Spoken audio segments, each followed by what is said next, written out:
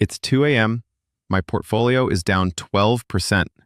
My thumb is hovering over sell all, Don't you dare! but it's falling. And you're about to make it so much worse. How is that even possible?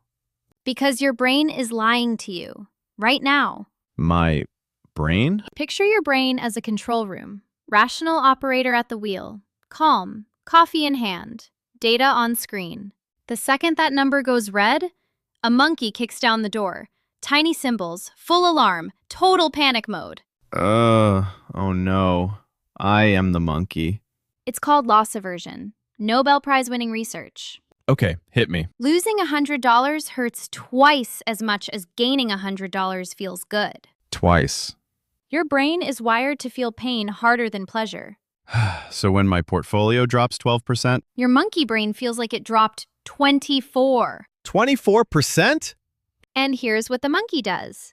It sells at the bottom. Wait, so I lock in the loss? Lock it in, log off, stress eat cereal at 2 a.m., I've done all three. Tonight. and then the market recovers. Without you. Cool. Great. Love that for me. In 2020, the S&P 500 crashed 40%. 5 weeks. I remember. I was on my third bowl of cereal. Investors who panic sold locked in a 40% loss. And the people who held? The market hit a brand new all-time high. 5 months later. 5 months. So yes, I have to physically sit on the monkey. You're very small. I'm a gold coin. I am dense, and I will absolutely sit on that monkey.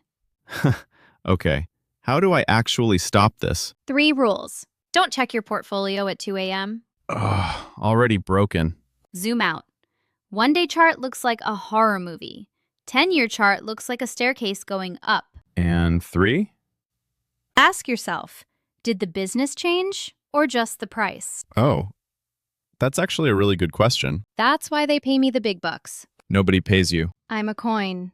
I am the money. So the market drops, the monkey screams, and I just sit on my hands? Sit on your hands. Zoom out. And remember, the pain you're feeling right now is twice what's actually real. Every market crash in history, the market came back. So far. So far. Subscribe, because the next crash is coming, and you'll want us in your pocket. My thumb is still hovering, Penny.